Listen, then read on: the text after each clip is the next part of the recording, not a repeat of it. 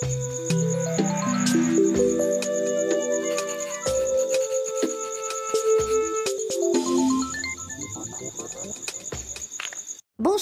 bienvenue dans l'émission de Festival Rue des Livres. Chaque année, ce festival littéraire accueille le temps de week-end durant le mois de mars dans le quartier de Maurepas, pas loin de 10 000 personnes. Cette émission aujourd'hui, elle est sous-titrée et traduite en langue des signes par Pascal Di Piazza.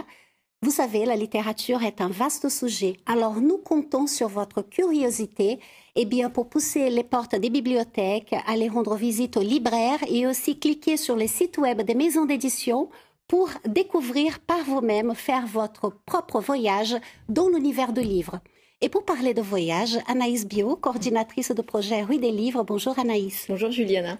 En effet, les trois livres dont nous parlons aujourd'hui ont ce point commun du voyage, mais pas du point de vue du tourisme, vraiment plutôt du point de vue d'une expérience qui façonne profondément l'individu, d'un voyage qui est une façon d'aller plus loin, d'aller parfois même plus haut, de témoigner, de questionner le monde, et puis aussi le voyage comme une expérience que nous faisons aussi quotidiennement dans nos trajets entre nos domiciles, nos travails et dans notre vie quotidienne.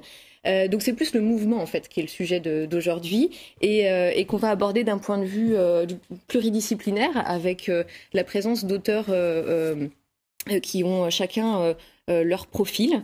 Donc les mots de Nicolas Legendre, journaliste qui a écrit l'Himalaya breton aux éditions du Coin de la Rue. Bonjour Nicolas. Bonjour. Avec les analyses du sociologue Éric Le Breton qui a publié Mobilité, la fin du rêve aux éditions Apogée. Bonjour Éric. Bonjour. Et puis avec les images du photographe Pierre de Vallombreuse et son livre Badjaos aux éditions Juillet.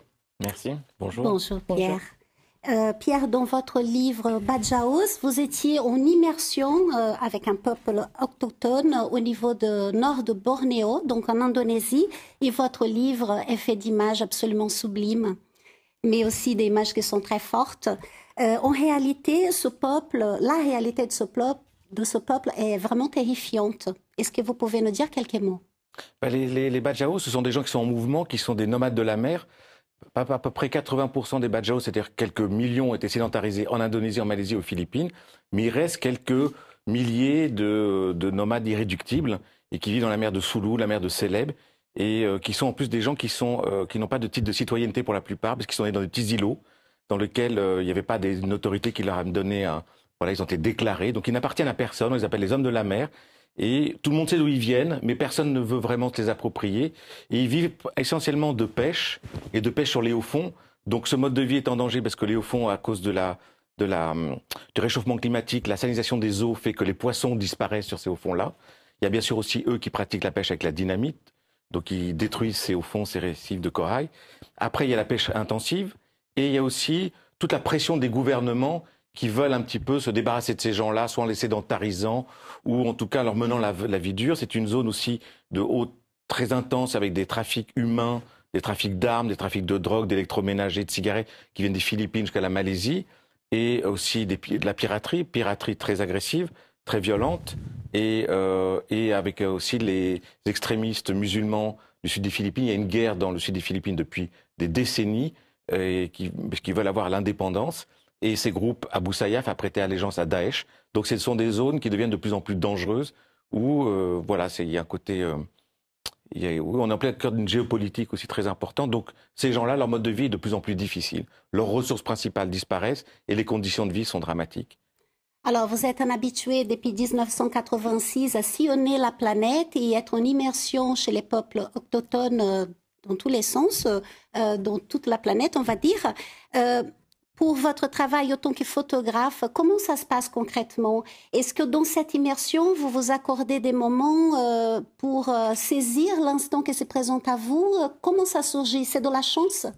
Non, il n'y a pas de chance. La chance fait partie de notre métier, mais le manque de chance, on n'a pas le droit. Donc, c'est-à-dire que quand on a un accident en voyage, on part en reportage. Si on a eu un accident, qu'on se casse une jambe, moi je me suis cassé, j'ai eu pas mal pas peu, mais quelques-uns. Faut pas en parler, c'est mauvais. On est même pénalisé, on est mal vu. Donc le manque de chance, c'est une faute professionnelle. Et par contre, la chance, elle fait partie de notre métier, mais on doit la chercher. Donc elle ne vient pas non plus comme ça. Il faut être capable de la saisir. Ce qui veut dire que c'est une tension permanente et être à l'écoute en permanence. C'est pas quelque chose où on est là. Ah tiens, c'est bien, il se passe. Non, on doit la provoquer aussi, dans le sens qu'on doit être un récepteur. On doit se débarrasser de beaucoup de choses. C'est pour ça que moi je prends beaucoup de temps dans les endroits pour être un moment vivre. Quand je suis dans une histoire, je rentre en immersion totale. Je ne vis que pour elle. Je ne pense que par cette histoire. Donc c'est un tout. C'est un tout dont la photographie est le résultat, puisque c'est l'expérience qui compte dans ma démarche, et après la retranscrire, la retransmettre, puisque le transmettre est très important, c'est la deuxième étape. Donc oui, il y a chance et pas de chance, ça fait partie de notre métier, ce sont des mots très importants. Vous parlez d'histoire, justement. Dans votre livre, il y a 42 photographies noir et blanc, un texte qui intervient à la fin, qui est assez court, les légendes bien sûr, donc une économie de mots. Comment on écrit un livre de photographie ? Avec les images ou avec le texte ? Avec les images, justement, le début, la fin, la narration. Alors, tout dépend du livre qu'on veut raconter et tout dépend de l'histoire qu'on a envie de raconter. Là, c'est une histoire, j'ai suivi ces gens-là pendant, sur une période de 10 ans. J'ai fait 5 séjours de 2 mois, donc j'ai passé 10 mois avec eux. Est-ce que le livre, je l'ai construit, c'est pas comme quand on arrive avec un sujet très précis où il y a comme un rituel, où on a le début, on a la fin, la préparation. Là, on est dans quelque chose qui était, qu'est-ce que j'avais envie de raconter avec ces images-là? Et c'était un petit peu, c'est pas un livre de reportage, parce que c'est vraiment un choix très limité d'images. J'aurais pu en mettre plus, mais je voulais qu'il y ait un ton juste. D'abord, je voulais que la forme du livre soit, comme c'est un peuple qui disparaît, son mode de vie disparaît, et qu'eux-mêmes disparaissent, que quand on est dans une île avec eux, ce que je faisais, j'avais un petit bateau comme le sien, plus petit, où je dormais, qui était ma petite maison avec deux marins Bajau. On passe une semaine dans une crique où il y a plein de bateaux qui sont là, ils mouillent à côté de vous. Puis un matin, on se réveille, ils sont partis, dans le silence. Et ces gens disparaissent, s'en vont comme ça, pour plein de raisons. Ils vont pas vous dire qu'ils vont faire du trafic, ils vont dire qu'ils partent pêcher. Enfin, on pose pas des questions généralement. Il faut rester un peu secret. Je parle la langue, le malais, l'indonésien, donc je pouvais parler avec eux. Et donc voilà, donc ils disparaissent. Donc je voulais que le livre, pour en revenir à votre question, parce qu'après je peux partir souvent dans des c'est que je voulais que ce soit un petit peu qu'on ait trouvé... comme si on avait trouvé un cahier un jour au bord d'une plage, un ethnologue ou quelqu'un qui aurait travaillé avec eux, qui aurait disparu avec eux. Puisqu'on m'a dit, la dernière fois que j'étais avec un de mes meilleurs amis là-bas, qui m'a révélé à la fin que c'était un chaman, les chamans se cachent, et il m'a dit, voilà, Pierre, qui est un type fantastique, quelqu'un qui construit des bateaux et qui était avec des yeux comme ça extraordinaires, vieux, il avait un rire d'enfant. Et je me dis, mais au début, je me dis, il est un peu simplet, pas du tout, j'ai compris au bout d'un moment qu'il avait le rire de quelqu'un qui s'est détaché de beaucoup de choses et qui est dans une espèce de spontanéité, de joie comme ça. Et il riait, il me posait des questions. Et puis il me dit, Pierre, un jour, on va partir aux Philippines. Je connais un endroit extraordinaire, on va les saouler là-bas, on va boire du rhum et tout. On revient, et puis les douaniers, les gardes-côtes, on leur donne un peu d'argent. Et il m'emmenait sur la route des pirates, il m'emmenait dans ces zones où personne ne rentre. Et je lui dis, chiche, on y va. Et puis les choses ont fait que ça a évolué. Il y avait de plus en plus de dangers, de kidnapping. Ils avaient peur pour moi, je pouvais plus rêver. Partir en bateau avec lui. Donc voilà, j'ai voulu mettre un peu comme ça, raconter, c'est un peu cette évolution aussi, parce que c'est un livre qui est un peu triste, enfin, il y a une poésie triste dans ce bouquin. Et donc voilà, on commence, on s'approche un peu avec eux, on rentre dans leur intériorité et on ressort avec des images où on voit les enfants qui commencent à se droguer, des choses comme ça qui sont effectivement... c'est pas une histoire, c'est un poème triste. Mais il y a quelque chose de très poétique et j'ai voulu construire un peu comme un poème. Hein. Voilà, c'est assez long parfois avec moi, il faut être patient.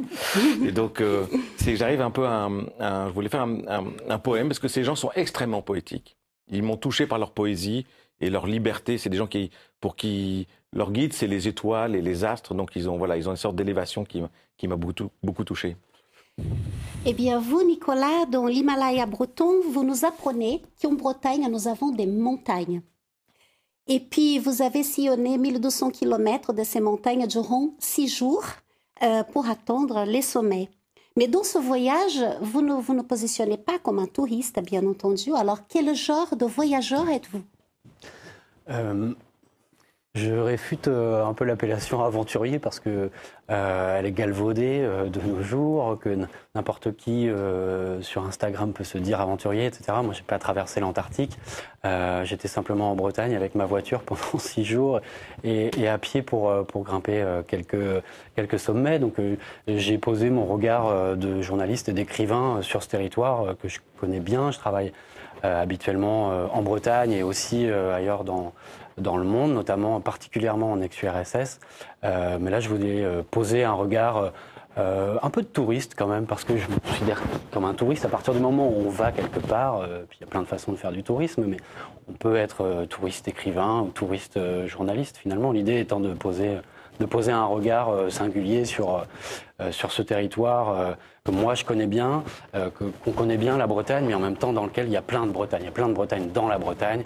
Et celle-ci, la Bretagne des hauteurs, c'est aussi la Bretagne intérieure. C'est une Bretagne qui est un peu méconnue, un peu sous-considérée aussi. Et alors justement, ce récit, vous êtes vraiment sur le terrain, vous êtes sous le crachin breton, le fameux, les chaussures de randonnée dans le coffre de la voiture, donc c'est une expérience très physique, malgré tout, faut grimper. Et puis en même temps, arrivé notamment en haut de la première montagne, vous avez cette réflexion presque philosophique de pourquoi ce besoin des hommes de toujours monter, de voir au loin. Pour vous, les expériences de voyage, elles ont toujours ce mélange d'une expérience très physique et en même temps d'une prise de hauteur? Oui, j'aime bien ce mélange de l'histoire, de la géographie et la confrontation au territoire, au lieu. Moi, j'aime beaucoup les lieux en général parce qu'ils ont plein de choses à nous raconter. Les montagnes bretonnes ont énormément de choses à nous raconter. D'un point de vue géologique, ça a été dans de hautes montagnes il y a des millions d'années. Donc on a une strate géologique, c'est le cas de le dire. On a une strate historique aussi, puisque pour ce qui est de l'histoire des hommes, puisque les humains de longue date ont sacralisé ces terrains montagnards. Et puis il y a également quelque chose d'assez métaphysique, puisqu'on ressent des choses particulières sur ces montagnes qui l'ont été et qui le demeurent un peu. Et sur lequel il y a toute cette strate historique et puis aussi ce caractère de promontoire en fait. Donc voilà, on voit loin et ça nous permet aussi de voir l'évolution très récente de la Bretagne, puisque tout ce territoire, la Bretagne intérieure, a été transfiguré ces 70 dernières années. Alors, une dernière question à Nicolas Legendre, avant de lancer notre reportage du jour et puis revenir en plateau avec Eric Le Breton pour son livre sur la mobilité. Vous avez voyagé seul. Il se pourrait que c'est le meilleur voyage en soi, je ne sais pas, mais toujours est-il que vous avez partagé après ce que vous avez travaillé avec Joëlle Bossel, qui a fait des illustrations absolument sublimes pour votre livre. Comment vous avez articulé ce travail? Comment elle a travaillé, elle? Elle est partie après moi. Moi, je suis parti fin février, donc à la fin de l'hiver, avec des conditions météo assez dantesques, de la pluie, du crachin, de la grêle. Et Joëlle est partie 4 mois plus tard, au beau milieu du printemps, au mois de juin. Donc une ambiance totalement différente. C'est 2 salles, 2 ambiances. Elle a travaillé à partir de la première version du manuscrit et puis de mon carnet de route. Effectivement, elle a été sur mes traces, on a vu des choses différentes et moi j'adore le résultat final, c'est assez magnifique. Quelque chose de très épuré, c'est vraiment un super beau travail. Oui, c'est vrai, on confirme. Le livre est absolument magnifique, aussi bien par son texte que par les illustrations. Eh bien, depuis un an, le contexte nous prive de nos libertés, nous le savons tous, bien sûr, et cela nous a donné envie d'aller voir du côté de la librairie Ariane, qui est dédiée au voyage, justement. C'est un reportage d'Aurélie Crété, et nous revenons dans un instant. Dans la famille Guilleux, les livres et les voyages, c'est une histoire qui date de 1989 avec l'ouverture de la librairie Ariane. C'est mon père qui l'avait ouvert, mon père Michel qui l'avait ouvert à cette époque. Et après avoir travaillé ensemble au début des années 2000, j'ai repris la librairie en 2008 officiellement quand il a décidé de partir à la retraite. 3 décennies donc que l'on déniche dans ces rayons de petits bouts du monde sous différentes formes. Le cœur de métier de la librairie, c'est avant tout les guides et les cartes, donc les guides de voyage, les guides de randonnée, les cartes routières, les cartes de randonnée. Et puis on essaye aussi de sélectionner un choix de récits de voyage, à pied, à vélo, en montagne, et de la littérature de voyage. Sans trop s'échapper, on essaye toujours d'avoir de la littérature dont l'auteur va beaucoup parler du pays en question, de la ville. Il nous faut vraiment un côté culturel qui remonte. Ça fait partie des destinations. Les qualités d'un bon libraire du voyage, avoir l'âme vagabonde et le goût de la lecture bien sûr, mais aussi être très bon en géographie, car les clients ici ne sont pas avares de questions.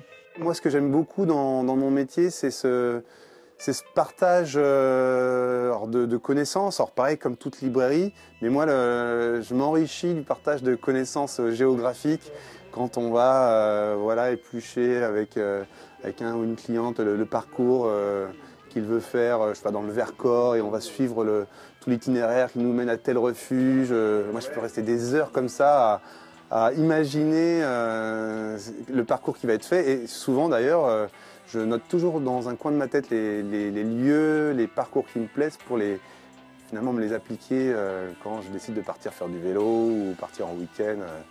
L'activité ne connaît pas la crise car post-confinement, les envies de sortie ne se sont pas fait attendre. Et donc on a énormément de demandes sur tout ce qui va être guide de randonnée, sur l'île-et-Vilaine, autour de Rennes, autour de Saint-Malo, où Ouest France commence à éditer de très très bons guides de balade à pied. Et ils vont sortir début avril un guide de balade à vélo pour faire tout le tour de Bretagne à vélo. Et ça, il y a une vraie demande aussi autour du voyage à vélo. Et les éditeurs s'engouffrent vraiment dans la brèche et nous créent de belles choses actuellement. Et terminons ce reportage sur le petit coup de cœur de Pascal. C'est un petit coup de cœur depuis déjà 2 ans à la librairie, La Bretagne sauvage de Yann Peucard. C'est édité par Tana Éditions. L'idée, c'est de vous embarquer en fait sur une quarantaine de lieux en Bretagne et vivre vos petites aventures sur une nuit ou 2-3 jours. L'auteur en fait vous suggère des lieux qu'il apprécie, vous raconte une petite histoire autour du lieu, puis après à vous d'y aller, de vous laisser embarquer par les lieux.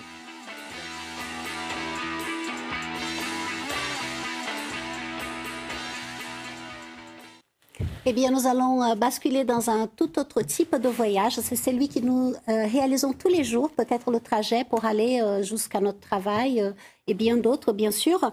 Au travers de ce livre, La mobilité, la fin du rêve, paru aux éditions Apogée. Donc vous, Éric Le Breton, eh bien, vous nous apprenez que la mobilité dépasse largement le cliché de l'arrêt de bus ou de la voie rapide. Ça a vraiment un impact sur l'épanouissement des individus. Alors, comment cela se fait? Pourquoi ça va plus ou moins gérer justement cet épanouissement? Il y a beaucoup de niveaux. Mais je dirais d'une manière très générale que le corps humain, il est un petit peu mystérieux, un peu sorcier. Le corps ou l'esprit humain se transforme quand on le plonge dans un milieu inconnu. Voilà, ça c'est un petit peu le fondamental du voyage. Et c'est ce qui nous pousse tous, sans qu'on sache très bien pourquoi, à avoir envie de partir toujours un petit peu plus loin. C'est pour ça que les parents sont contents quand ils apprennent que leurs enfants vont pouvoir partir faire des études à l'étranger. C'est pour ça qu'on a toujours, depuis toujours, envie d'aller un petit peu plus loin. Alors après, c'est vrai, mobilité, la fin du rêve, on fait une sorte de grand écart vers la vie quotidienne et puis vers des rythmes de voyage qui sont un peu plus routiniers et qui deviennent aujourd'hui assez difficiles à vivre. Parce que on est en période de confinement, mais même avant le confinement, je dirais depuis les années 80, quand on parle de mobilité quotidienne, quand on parle de métro, de voiture, des 20, 25 ou 30 ou 40 kilomètres qu'on doit tous faire tous les jours entre la maison et le travail, eh bien c'est quelque chose qui devient très difficile, très aliénant. Quand on regarde comment cette question se décline dans les grandes agglomérations, on a un paysage assez sombre qui apparaît. Et puis même, quand on regarde ce paysage à Rennes, on a des gens qui souvent parlent des bouchons sur la rocade, de tout un ensemble de difficultés. C'est pour ça que j'ai dit la fin du rêve, parce que dans les années 50, 60, 70, les Français avaient enfin la possibilité de sortir des communautés, de quitter des villages dans lesquels il y avait des ambiances un peu pesantes. Aujourd'hui, on voit ça autrement, mais à l'époque, c'était quand même pas très bien vécu. Ils accédaient à la voiture, à la modernité, donc il y avait quelque chose de très, très encourageant, très moderne, très, très stimulant. Et aujourd'hui, le paysage est un petit peu en train de changer et on arrive à des choses qui sont plus rudes. Voilà, plus rudes au quotidien, mais qui restent très, très joyeuses quand on pense aux vacances, au tourisme, au franchissement des frontières, aux réseaux sociaux, etc., à la littérature. Alors, votre livre, il a été publié dans la collection L'urgence du sens aux éditions Apogée. Et c'est une collection qui a pour ambition, je cite, de détricoter les mots en vogue et les discours convenus. En quoi aujourd'hui la mobilité, c'est quelque chose finalement de profondément politique? Enfin, qu'est-ce qui se joue à ce niveau-là? Il y a beaucoup de choses. Pendant longtemps, quand on parlait de ces questions, on disait simplement transport.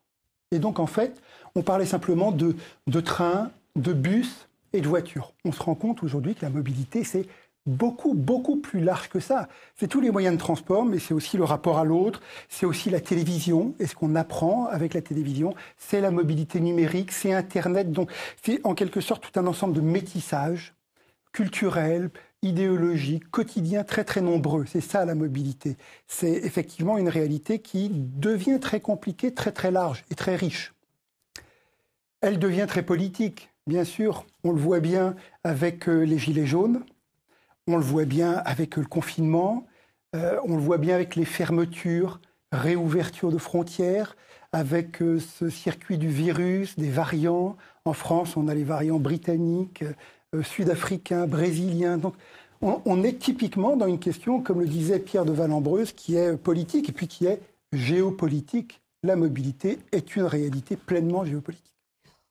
On n'a jamais assez de 26 minutes dans une émission avec le reportage, les capsules illustrées pour raconter tout ce que nous avons envie à vous, les téléspectateurs. Mais nous vous remercions infiniment de votre présence sur ce plateau ici à TVR aujourd'hui. Nous sommes enchantés. Restez avec nous, s'il vous plaît, parce que Sophie Batelier, qui travaille pour Rue des Livres, va nous présenter la capsule illustrée du jour. Oui, c'est avec plaisir qu'on va vous présenter pour cette capsule illustrée l'auteure-illustratrice Betty Bone, qu'on a accueillie sur ce festival. Betty travaille à la création d'albums pour les tout-petits. Elle réalise également des documentaires avec et pour les plus grands. Nous, ce qui nous plaît particulièrement dans son travail, c'est son sens très développé de l'image. C'est-à-dire que ces histoires reposent avant tout vraiment sur la structuration et la composition de l'image, ce qui fait qu'après, ces narrations apparaissent vraiment de manière claire et évidente. Et c'est sans doute pour ces mêmes raisons aussi qu'elle collabore avec la presse régulièrement.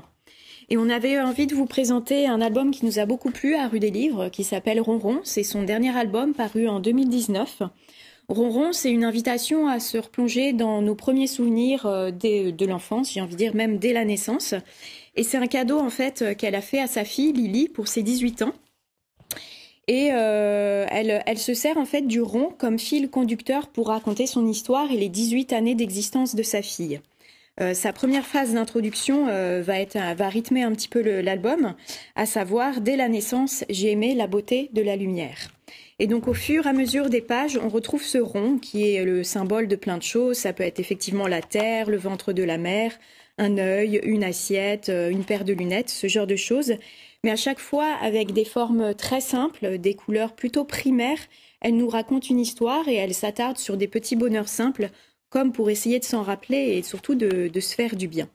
Donc c'est pour ça qu'on avait envie de vous faire un temps d'arrêt sur le travail de Betty, qu'on a exploré nous en atelier avec Rue des Livres, et qui permet de s'arrêter sur les bonnes choses dont on a souvenir et qui font du bien, surtout en ces temps-ci. Merci beaucoup Sophie, merci à tous. Eh bien, nous terminons cette émission avec les images poétiques de Betty Bone et on vous donne rendez-vous prochainement pour une nouvelle émission du Festival Rue des Livres. Elles sont toutes disponibles sur le site web de TVR, tvr.bzh. Merci beaucoup et à bientôt pour de nouvelles aventures pleines d'histoire.